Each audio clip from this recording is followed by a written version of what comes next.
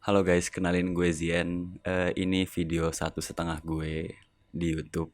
Kenapa gue bilang 1,5? Karena sebenarnya gue udah pernah bikin video opening dulu. Udah gue edit, tapi nggak gue upload.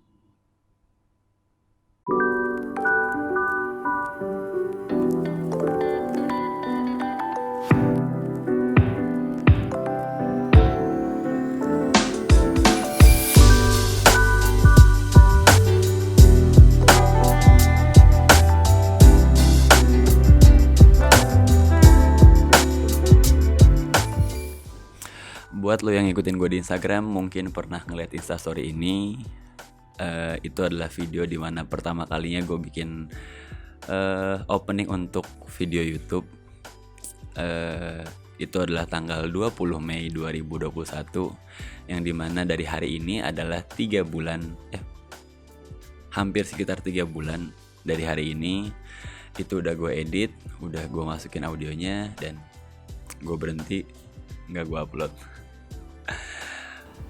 Dan di saat video ini gue tag lagi, dan kalau misalkan video ini gue upload, maka pertanyaannya adalah kenapa gue mau mulai lagi bikin video. Ada beberapa alasan yang ngebuat gue pengen mulai untuk bikin video lagi. Beberapa alasannya adalah, yang pertama, gue percaya setiap orang tuh pasti punya mimpinya, pasti punya cita-citanya, punya achievementnya, punya hal-hal baru yang pengen dicobain. Dan ya, mungkin bikin video di YouTube adalah salah satu yang pengen coba gue lakuin dan laluin prosesnya. Dan ada salah satu kutipan yang cukup nge-trigger gue untuk bikin video di YouTube lagi. Baru mulai sih, lebih tepatnya. Gue lupa videonya yang mana, tapi ini salah satu interviewnya Pandji Pragiwaksono sama, gue lupa, sama Daniel atau siapa gitu. Pokoknya dia bilang apa, Putri Tanjung ya? Ya pokoknya intinya di interview itu dia bilang, sekeras-kerasnya lu memukul cita-cita lu atau memukul mimpi lu, dia gak akan pernah mati. Dia cuma akan pingsan dan bangun di masa tua lu dalam bentuk penyesalan. Wah, gue ngerasa kayaknya banyak dari kita yang sering dengar omongan dari orang tua, terus juga mungkin orang-orang yang lebih tua dari lu, atau enggak bahkan teman-teman tongkrongan juga yang bilang, duh, kalau aja dulu gue kayak gini. Terus misalnya tongkrongan abang-abangan gue bilang, wah kalau misalkan gue masih seumuran lu ya Yan, percaya sama gue, kayaknya nggak ada yang enak dari penyesalan. Jadi ya gue nggak punya pilihan lain untuk cobain, dan mungkin akan gagal dibanding gue nggak pernah nyoba sama sekali. Karena mungkin kalau misalkan gagal itu urusannya sama usaha yang harus lo coba lagi, tapi kalau misalkan penyesalan tuh urusannya sama waktu yang sebenarnya nggak bisa lo ulang lagi. Bagus juga tuh.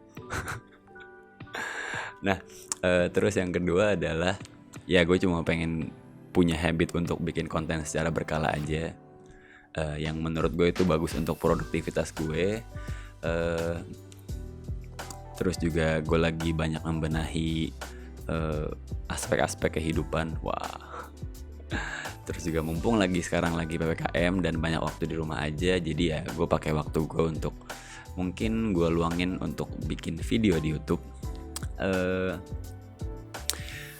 Jadi mungkin di video pertama ini gue akan ngebahas the word of mulai aja dulu, yang sebenarnya kayaknya simple, tapi menurut gue nggak simple.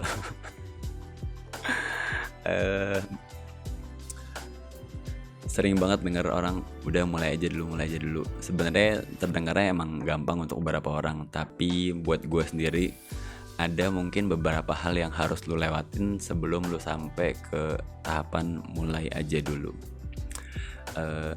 Dan gue ngejabarin ini dalam, nggak tahu sih berapa hal, mungkin tiga hal. Pertama yang lo harus lakuin sebelum lo nyampe ke tahapan mulai aja dulu, pertama lo harus bisa nerima ketidaksempurnaan, ketidakbagusan, kegagalan sama karya pertama lo. Karena bisa jadi akan jelek, atau lebih tepatnya pasti akan jelek karena lu pertama kalinya mulai. Kalau misalkan kenapa gue bilang perlu lu lewatin ini, karena kalau misalkan seandainya lu belum bisa menerima bahwa karya pertama lu akan tidak sempurna, lu akan merasa karya pertama lu mungkin akan sia-sia dan lu gak bisa nikmatin proses-proses selanjutnya. Nah, yang kedua menurut gue adalah mulai dengan langkah-langkah kecil dulu. Kenapa langkah-langkah kecil? Karena sebelumnya kita gak pernah napakin hal yang baru. Jadi dulunya belum ada pengalaman, terus nyobain hal baru. Menurut gue sih langkah-langkah kecil ini perlu untuk supaya lu punya ritmenya tersendiri dan lu bisa nikmatin habit baru yang lu jalanin dengan sehat. Maksudnya sehat tuh lu tetap tertantang untuk ngejalaninnya dan lu nggak ngerasa terlalu meremehkan juga lah, nggak terlalu gampang buat lu. Jadi lu bisa nemu flow-nya nanti ketika lu mulai dan ngebiasain diri lu dengan hal-hal yang kecil dulu. Gue akan coba kasih satu analogi. Kalau seandainya gue nggak pernah punya habit olahraga dengan lari pagi setiap paginya, terus tiba-tiba gue termotivasi untuk lari pagi dan ngejadiin lari pagi itu sebagai habit gue, mungkin gue akan tiba-tiba merencanakan, oke, gue bisa besok lari 10 km setiap pagi. Bisa aja besok gue lari pagi 10 km, tapi lusa dan hari-hari seterusnya gue gak akan lari pagi lagi karena itu berat banget buat gue untuk lari 10 kilo, yang mana sebelumnya gue gak pernah punya habit untuk lari pagi. Nah makanya langkah yang paling rasional yang bisa gue lakuin adalah mungkin lari setiap pagi 1 kilo atau 2 kilo, atau bahkan yang penting gue lari pagi setiap paginya, mau itu seberapapun jauhnya. Yang penting gue terbiasa untuk keluar rumah setiap pagi dan mau olahraga. Nah, langkah-langkah kecil gini yang sebenarnya dikembaliin indikatornya sama masing-masing. Supaya apa? Supaya lu tetap tertantang untuk nyobain hal yang baru, tapi juga gak merasa itu hal yang terlalu mudah dilakuin. Jadi lu tetap bisa, ada notif nih, jadi lu tetap bisa berkembang secara sehat dan ya lu tetap bisa nikmatin prosesnya sih. Terus yang ketiga ini sebenarnya gue nggak tahu ini terlalu abstrak atau enggak, tapi emang bener ada rasanya dan gue ngerasain.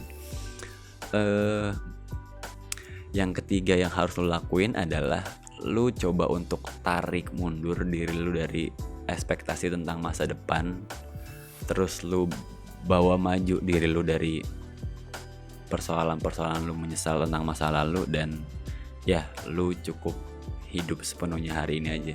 Karena banyak hal-hal yang justru bikin kita khawatir di masa depan, terus hal-hal yang kita sesalin di masa lalu, dan itu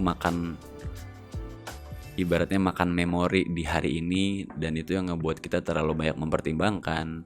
Terlalu ini menurut gue gak sehat. Jadinya lu gak bisa sepenuhnya hidup secara sadar hari ini. Jadi untuk menarik diri lu dari ekspektasi tentang masa depan dan bawa maju diri lu dari penyesalan di masa lalu, dan yaudah lu coba untuk hidup sepenuhnya hari ini. Dan ya fokus sama apa-apa yang bisa lo kerjain hari ini sih. Gue gak tahu itu abstrak atau enggak, tapi itu bener ada rasanya. Jadi cobain aja.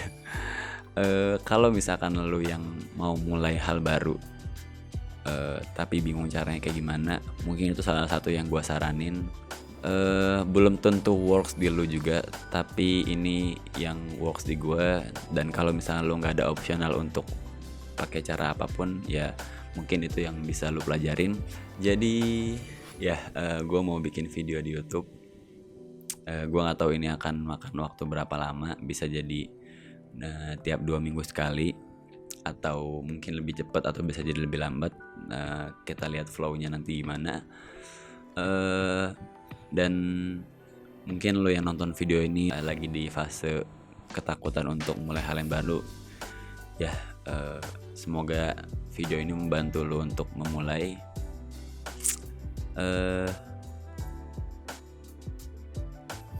Apalagi? Ah, gue lupa. Ya, sebagaimana YouTuber pada umumnya, lu boleh subscribe kalau misalkan lu suka video ini. Kalau misalnya nggak pun, lu bisa subscribe nanti ketika ketika channel ini udah ada isinya. Udah sih gitu aja. Thank you. Dadah. Gitu nggak sih closingnya? Ya udahlah, namanya pertama kali.